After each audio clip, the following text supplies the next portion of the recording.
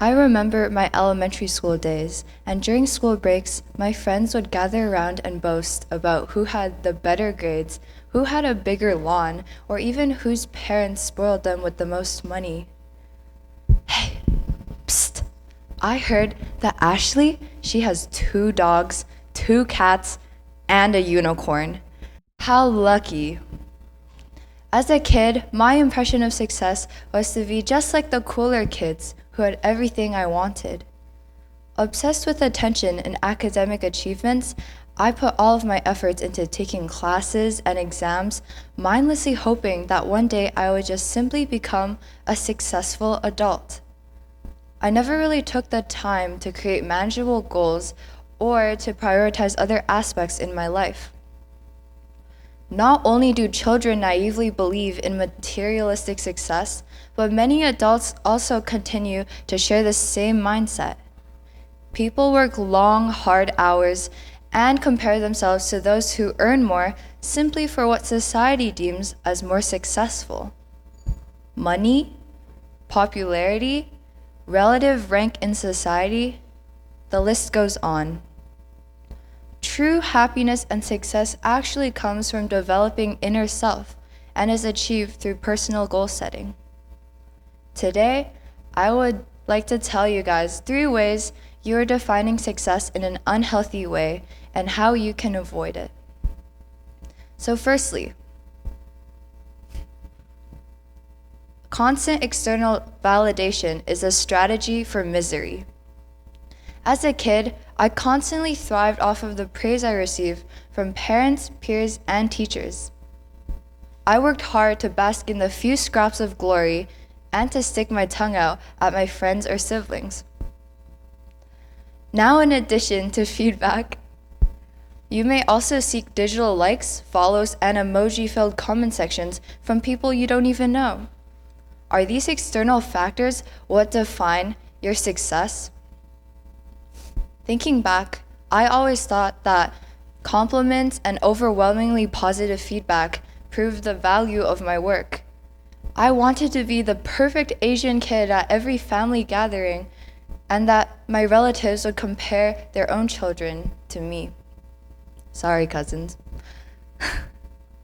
Of course, praise is always nice for encouragement, but when one gets addicted to this external validation and lets it be the only thing fueling their efforts for success, they can end up struggling to find motivation after they lose that source of praise.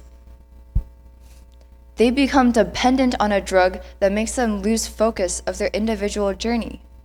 So, instead of letting external validation prove your self-worth, you should create independent goals towards your own dreams, with or without praises.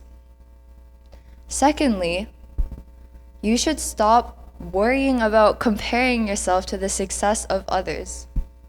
You can still strive to be better than your peers, but if you want to find someone to compare yourself to, why not compare yourself to the person you were yesterday, or even a year ago, or even 5 years ago?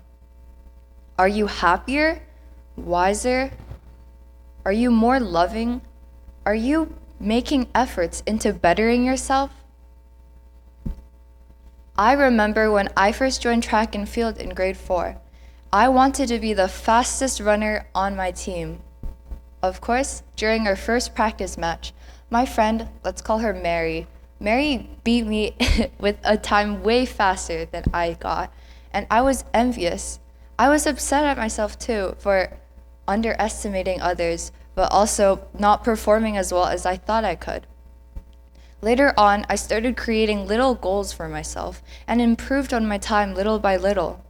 By the next practice match, Mary still ran faster than me, but who cares? I was proud of myself for working hard, and I finished the race with the fastest time I've ever got. I won in a race against myself. True, you can have competition and role models to encourage your improvement, but true success comes from prioritizing and focusing on your own goals and strengths. Lastly, over-identifying with your career and academics is also an unhealthy way of striving for success. My relatives always like to tell me, Sonia, study well and get the good grades so that you can get money. They loved reminding me of the equation studying well equals good grades equals money equals success. I was brainwashed into thinking that life would just turn out good if I studied enough and made enough money. As students, we often assume that our self-worth is linked to the ranking within academics. When I focused too much on the school aspect of my life, I focused on my connections and peers less. So how did I get over my issue of over-identifying with one aspect? Personal success in my life now looks like taking little steps to include everything that I value, such as school, extracurriculars, hobbies, home responsibilities, and spending quality time with my loved ones. A goal could even be something as simple as, I want to make sure that my mom won't have to remind me to take the trash out for this entire month. After this entire month, I can extend that time period and let it evolve into a lifelong habit of remembering to take out the trash.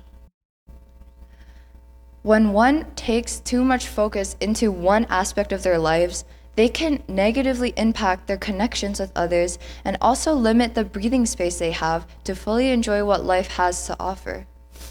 Every single goal you complete counts as a step towards your personal success. I encourage you all to join me in a challenge and create goals for yourself without the distractions of comparisons or external validation. In the end, success is defined by each individual's goals. You cannot properly manage what you cannot measure, and therefore you cannot succeed in something you don't properly manage. Thank you for your time.